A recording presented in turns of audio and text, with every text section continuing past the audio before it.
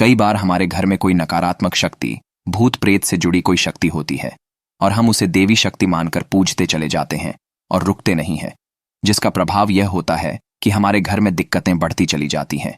और फिर एक ऐसा समय आ जाता है कि जब आप आर्थिक रूप से बहुत ज्यादा मजबूर हो जाते हैं, एक एक रुपए से तंग हो जाते हैं और खाने पीने तक के लाले पड़ जाते हैं।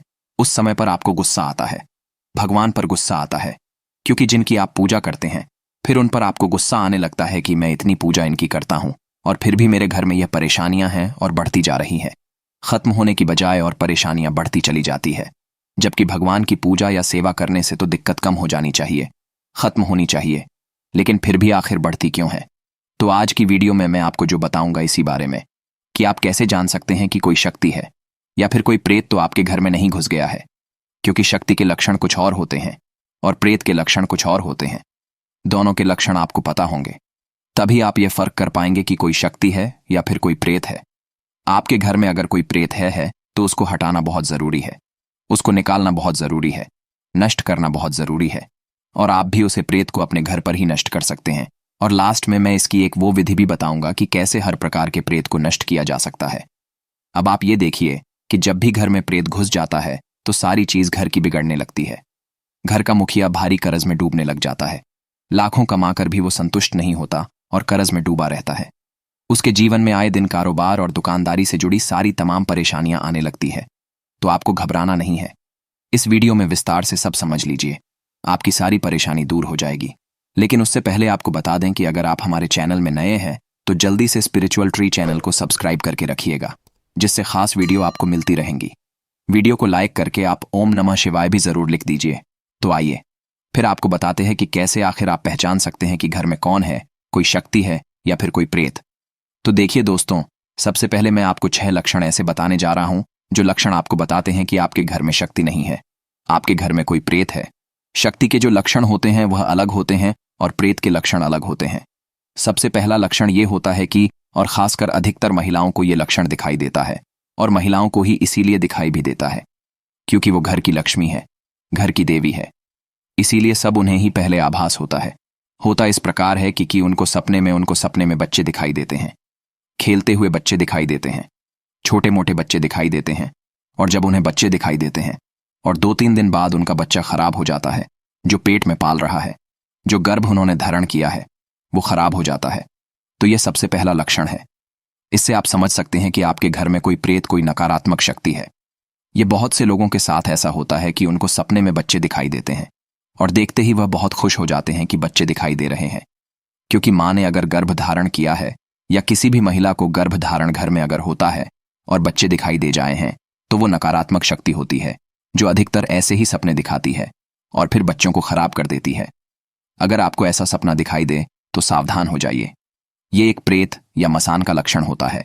दूसरा लक्षण होता है, अगर आपको सपने में ऐसे सपना दिखाई दे जिसमें आप संभोग के दृश्य देख रहे हैं, और यह सपना महिलाओं को भी दिखाई देते हैं और पुरुषों को भी दिखाई देते हैं। संभोग के दृश्य दिखाई देते हैं कि उनके साथ कोई सहवास कर रहा है, संभोग कर रहा है। ये जो सपना है ये रात को भी दिखाई देते हैं और दिन को भी दिखाई देते हैं। कई बार अलग अलग रूप में आपको ऐसा दिखाई देता है कि कोई आपसे संभोग कर रहा है। कई बार रिश्तेदारों के रूप में दिखाई देता है, पड़ोसी के रूप में दिखाई देता है, आपके घर के पति पत्नी के रूप में दिखाई देता है। और फिर जब उनकी आंखें खुलती हैं तो उनका शरीर इतना टूट चुका होता है जैसे उनको बहुत पिटाई की गई हो। उनका शरीर इतना दर्द करता है, कमर में दर्द, जोड़ों में दर्द होने लगता है। कहने का मतलब है कि पूरे शरीर में दर्द सा होने लगता है और उदासी सी या दुख सा लगने लगता है। तो ये संकेत बताता है कि आपके घर में कोई नकारात्मक शक्ति है। प्रेत आपके घर में ही मौजूद है। आपके घर में कोई ना कोई नकारात्मक शक्ति जरूर है। आप ये देखिएगा कि जब भी घर में कोई नकारात्मक शक्ति होती है तो उस घर के सब लोग नकारात्मक ही सपने देखने लगते हैं। इसीलिए हमने पिछले वीडियो में बताया भी है कि हवन आदि करते रहना चाहिए। गायत्री मंत्र से तो अभी पहले दूसरे और लक्षण जान लेते हैं। तीसरा लक्षण है, अगर सपने में आपको शमशान दिखाई देवे या मुर्दा जलते हुए दिखाई देवे तो यह भी संकेत होता है कि नकारात्मक शक्ति घर में ही है। चौथा संकेत है, अगर सोते समय आपको ऐसा लगे कि कोई आपके ऊपर बैठ गया है, छाती पर बैठ गया है, तो आप तुरंत समझ जाए कि यह नकारात्मक शक्ति का ही संकेत है। आपको ऐसा लगे कि कोई गाला दबा रहा है या सर पर आपके किसी ने बोझ रख दिया है तो आपको समझ जाना चाहिए, क्योंकि ये सब बेकार चीज जिन्हें अनुभव करके केवल कष्ट और दुख ही मिलता है।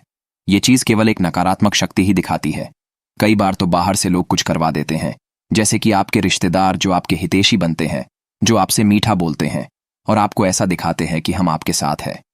अक्सर ऐसे ही लोग जलन भाव से नकारात्मक चीज आप पर या आपके घर पर करवा देता है, क्योंकि ये लोग आपके घर पर आना जाना करते रहते हैं और इसी में उनको अवसर मिल जाता है कुछ करवाने का।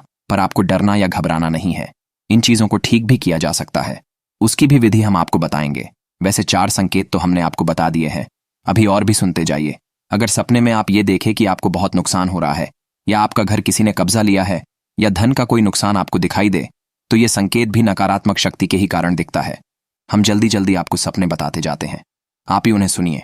अगर सपने में आपको कोई मरा हुआ व्यक्ति दिखाई दे, मारा हुआ पक्षी दिखाई दे, या कोई जीव या जंतु, तो ये सब नकारात्मक शक्ति के ही कारण होता है। अगर सपने में लड़ाई होती हुई दिखाई दे, खासकर कि पति और पत्नी लड़ रहे हैं, या सोते समय बेड पर डर सा लगने लगे, एकदम से सांस बहुत तेजी से चलने लगे, जैसे कि कहीं से दौड़ करके आए हो, तो आप समझ जाए।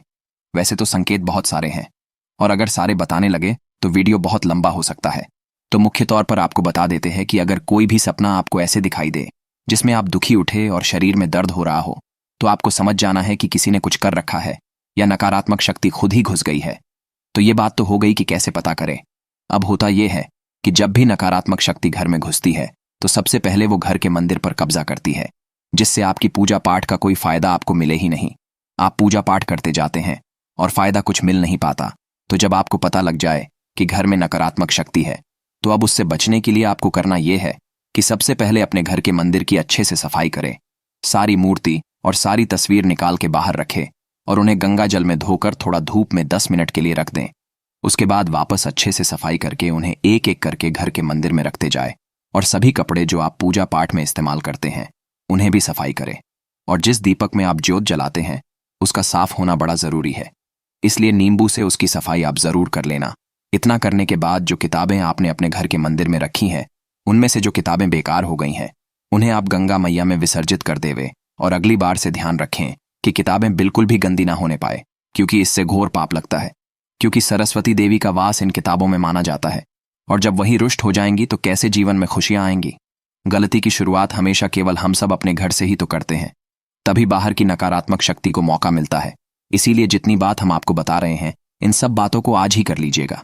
केवल इतना ध्यान रखने से किसी भी प्रकार की नकारात्मक शक्ति घर में और पूजा घर में नहीं घुसती है। इसी के साथ महीने में एक बार अपना नियम बना ले कि घर के सब लोग खीर का भोग लेके बैठेंगे और हवन करेंगे। शुक्रवार के दिन माता गायत्री के नाम से उनके गायत्री मंत्र से केवल 108 बार हवन सामग्री में घी मिलाकर आहुति देने से ही हर प्रकार के क्लेश और कष्ट खुद ही मिट जाते हैं।